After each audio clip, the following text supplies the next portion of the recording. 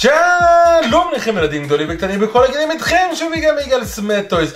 אני סוקר המון ציוד גיימינג לאחרונה ויצא לי לפגש עם המון מקלדות מכניות לגיימינג. היום אני מביא לכם משהו שונה, לא ממש מותג כפי שאתם מכירים, אבל דבר ראשון אני חייב לספר לכם שאני עושה איזשהו שטאפ קטן עם גירבסט, אוקיי? זה פעם ראשונה שאנחנו עושים את זה, מעניין עד כמה באמת המוצר ששלחו לי הוא טוב ומשם נתקדם, כי אם המוצר הזה יהיה טוב, אם המקלדת הזאת תהיה טובה, אז המקלדת הכי זולה שאתם יכולים לקנות יכולה להיות אחלה בפוטנציאל, עוד לא יודע, אנחנו הולכים לבדוק את הדבר הזה. עכשיו, המותג הוא אלפא ווייז, הם עושים גם כל מיני רובוטים לניקיון, זה לא איזשהו no-name לחלוטין, אבל המקלדת הזאת, אתם לא תאמינו, היא עולה פחות מ-200 שקלים.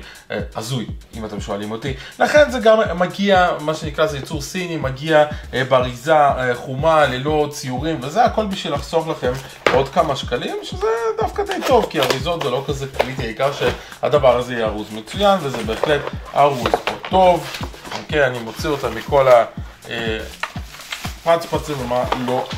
יפה מאוד, הוצאתי את המקלדת. עכשיו אני חייב לציין שהצצתי לפני זה, אבל במקלדת הזאת הקטע מצחיק, יש את כל מה שאני הייתי רוצה בתוך מקלדת, וזה קטע הזוי.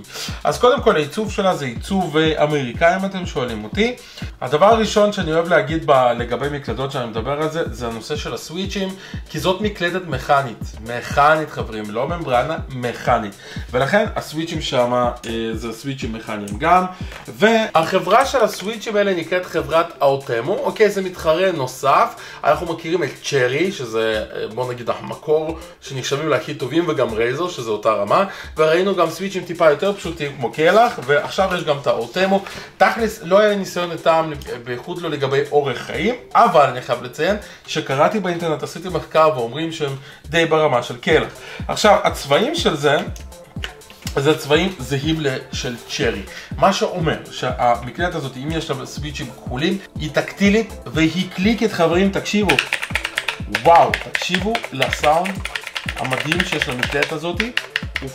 הופתעתי לקבל סוויצ'ים שאני כל כך אוהב, כי אני הכי אוהב את הקליקים ואת המכניים, שזה נורא מגניב. הפונט קצת מוזר, זה פונט לא רגיל, אבל הכי חשוב, והחיסרון הכי גדול של המקלדת הזאת היא כמובן שאין לה עברית. חברים, זה פתיר בכמה עשרות שקלים אם תקנו את המדבקות וזהו, וזה עדיין יהיה הרבה יותר זול ממקלדת מכנית בארץ, אם אתם שואלים אותי. אז כמו שאמרתי, קודם כל תענוג מטורף להקליק על המקלדת הזאת. אוקיי, חוץ מזה, מה אני רוצה לספר לכם? זאת מקלדת RGB, אנחנו נראה את כל הדברים האלה כשנחבר אותה למחשב.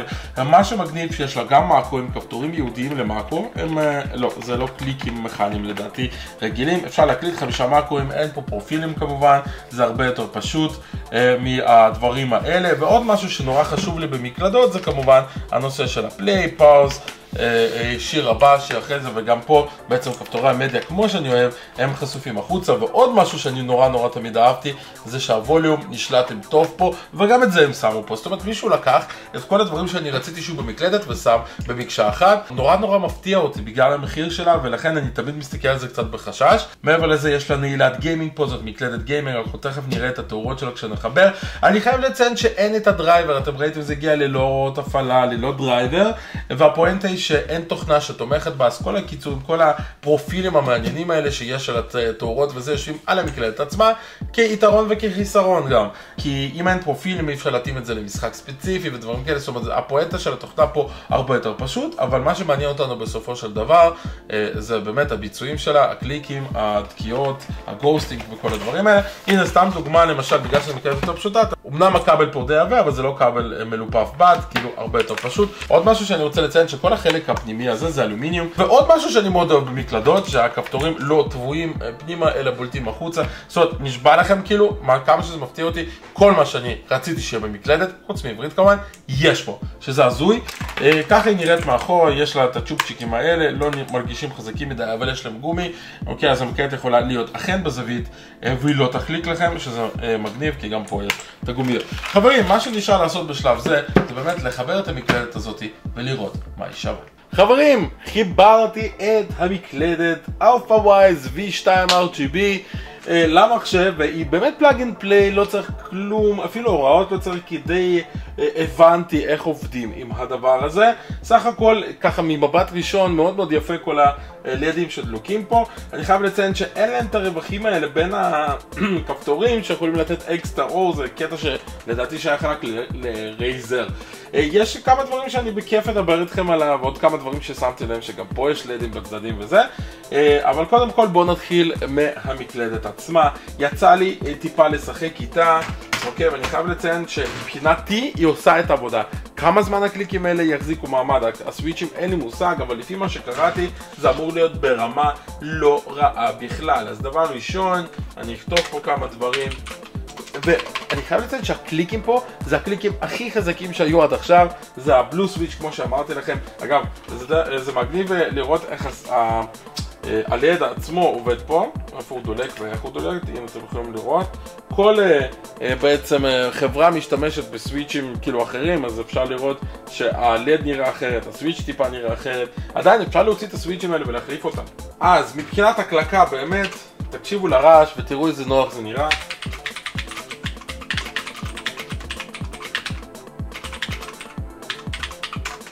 אוקיי, מרגיש מאוד מאוד כיפי. אוקיי, לוקח שנייה הוא כמובן להתרגל, אבל הפונט עצמו של הכפתורים הוא שונה. אני די אוהב את זה, אבל צריך להתרגל אליו, אני חייב לציין. זה לא משהו שאתם רגילים, זה פונט אחר, לא פונט סטנדרטי. אותיות די גדולות, גם לא משאיר לכם יותר מדי מקום לדברים אחרים. זאת אומרת, זה לא מקלדת שמתאימה לדעתי לשלוש שפות. מדבקה אחת של עברית מתחת תעשה את העבודה כמו שצריך, אבל אם תרצו עוד שפה, יש פה פחות מקום משמעותית, או שתצטרכו להשתמש במדבקות קטנות יותר. יש משהו שטיפה הפריע לי בהקלקה, תקשיבו טוב, אם רק אני שומע את זה או שגם אתם. שומעים את יש מעין תהודה כזאת, סאונד תהודה מבפנים, כמו קליק או קפיץ שמקבל מכה. למישהו רגיש כמוני זה טיפה מפריע. עוד פעם, רוב האנשים לא ישימו לב לזה בכלל, אבל יצא לי להתנסות בדי הרבה מקלדות שמתעסקות עם הקלקות ולא היה את זה באף אחת מהם. יכול להיות שזה עדיין, אל תשכחו, מקלדת שהיא מקלדת סינית, אבל הכל עניין של מחיר תועלת בסופו של דבר. אז זה מהבחינה הזאת. בואו תראו את ההקלקה מקרוב.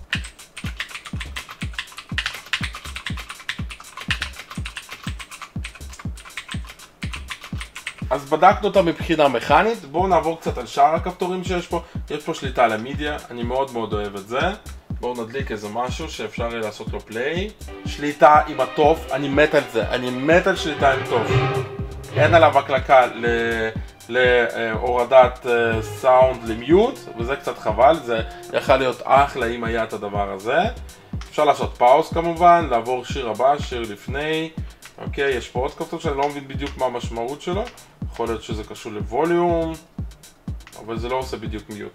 עכשיו, יש גם מקוים, שימו לב, גם מקו שכבר הקלטתי, דולק אפילו פה, אתם רואים את ה-G1. להקליט מקו, מה זה פשוט חברים?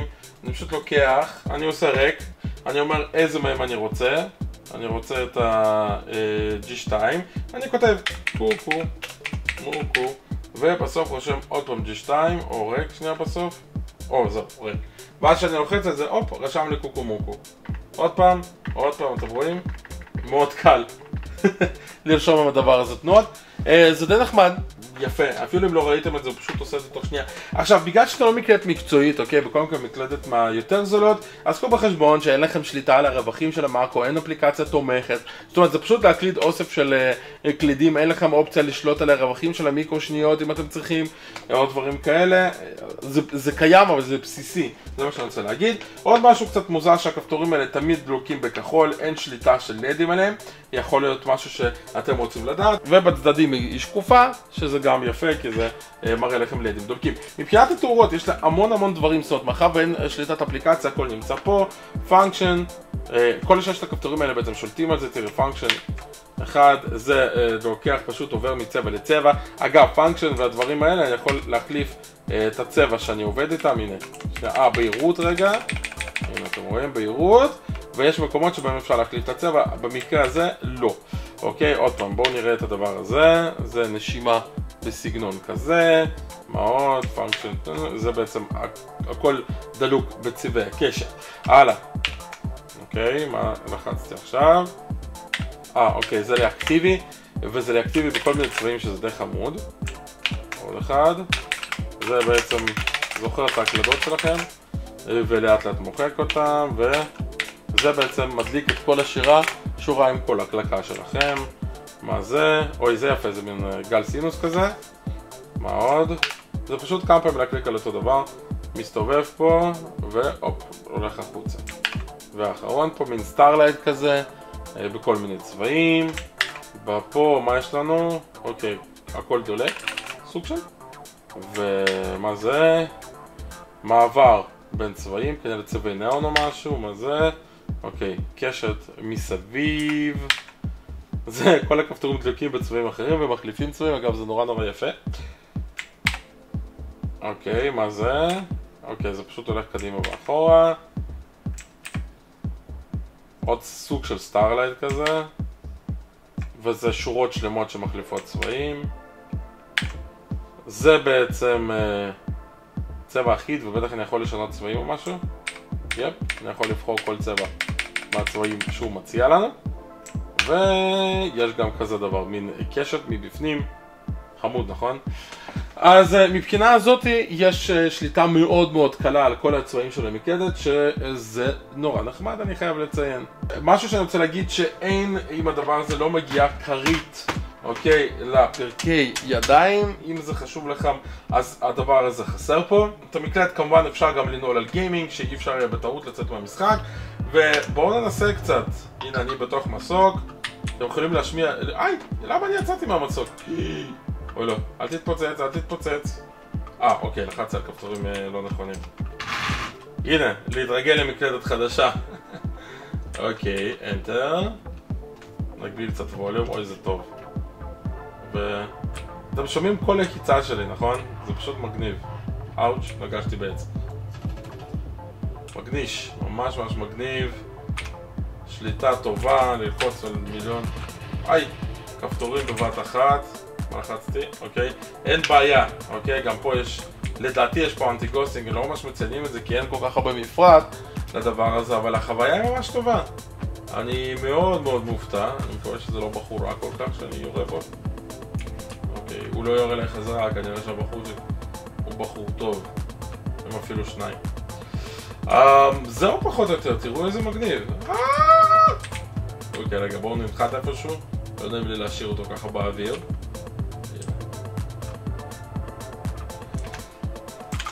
טוב, אז אני חושב שהגיע הזמן לסכם. המקלדת הזאתי היא עונה, זה הקטע הכי הזוי, היא עונה על רוב הפרמטרים שאני רציתי. נגיד, אם תגידו לי, יגאל, תבנה מקלדת איך שאתה רוצה. אז אני הייתי אומר ככה, אני רוצה מקלדת שהכפתורים בה בולטים ולא מוטבעים בתוך המקלדת, ככה אני אוהב את זה. הייתי רוצה מקלדת שיש לה RGB, הייתי רוצה מקלדת שיש לה אופציה של מקרואים עם כפתורים ייעודיים למקרואים. הייתי אומר, אני רוצה מקלדת שיש לה כפתורים ייעודיים למדיה, והייתי רוצה טוף ששולט על ווליום, והייתי רוצה אותה קליקית ומכנית וטכנית. הכי מפתיע שהמקלדת הזאת העונה כמעט על הכל פה, אוקיי? שימו לב, הכפתורים בולטים, הם לא מוטבעים בפנים כמו שאני אוהב את זה. המקלדת RGB, מקרואים, ווליום, טוף, תכלס, מדהים חברים, אתם שואלים אותי. אבל היא כמובן לא מושלמת, בגלל שהיא, אמנם יש את הפיצ'ר המקצועיים, אבל לא מקצועית לגמרי, היא לא עובדת עם פרופילים. אוקיי, המקרואים, כאילו אתה יכול רק להקליט בדיוק את מה שעשית, אתה לא יכול ממש לשלוט על הדברים האלה בנפרד, אתה לא יכול להגדיר כל כפתור מה הוא יעשה. אוקיי, זה רק הכפתורי מקרו, שחבר'ה, ב-90% מהמקרים זה כאילו מספיק, לרוב האנשים זה ממש ממש מספיק, אבל יש את המקרים האלה שאתה רוצה משהו מיוחד, איזושהי פאוזה בין כפתורים וזה.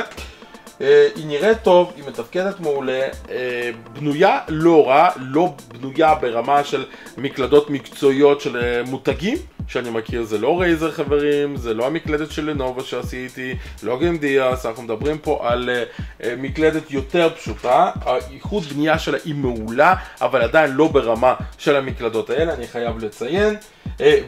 והיא משמעותית פחות מקצועית בגלל כל החוסר פיצ'רים של הניהול, של אפליקציית ניהול, שזה יכול להיות טיפה חסר. ועכשיו אנחנו צריכים לחזור לפואנטה חברים. אם אתם עם תקציב של משהו כמו 700 שקל, 500 שקל. בהחלט תלכו למקלדות מה שנקרא המקצועיות יותר של המותגים המובילים. אבל אם אתם רוצים מקלדת מעולה שעושה את רוב הדברים אם לא כל הדברים שאתם רוצים, ואתם רוצים אותה בפחות מ-200 שקל כולל משלוח, לעשות מקלדת בהחלט מומלצת. מקלדת כיפית, בטירוף, עושה את כל מה שצריך, סאונד מדהים כמו שאני אוהב. יכול רק ולהמליץ עליה, כל מה שתצטרכו לעשות זה להדביק עליה מדבקות של עברית, אם אתם צריכים את זה בכלל, וזהו. חוץ מזה, במקלדת הזאת יש תכלס כמעט הכל. אלפא ווייט. אז מה שאני הולך לעשות זה לשים לינק בפירוט של הסרטון אם אתם מתעניינים להסתכל או לקנות לעצמכם מקלדת כזאתי מגירבסט, אני שם את הלינק למטה, ובהחלט עד 200 שקל מקלדת מדהימה והפתיע אותי לטובה, משהו שממש לא ציפיתי לו. חברים, תרשמו לי בבקשה בתגובות מה אתם חושבים על המקלדת הזאת ב-200 שקלים, כן? מה אתם חושבים על המקלדת הזאת במחיר הזה? מה אתם יכולים לקנות ב-200 שקלים אלטרנטיבה שהיא טובה מזאת? אני באמת רוצה לדעת, כי יכול להיות שאני רוצה גם לזכור את המקלדות האלה. אם אהבתם את הסקירה שלי, שימו לייק, תירשמו לערוץ אם אתם עדיין לא רשומים. כאן אתכם יגאל מיגאל סמטויס, תודה שהייתם איתי, וניפגש בסיקור הבא. אחרי זה קליקים. מדהים.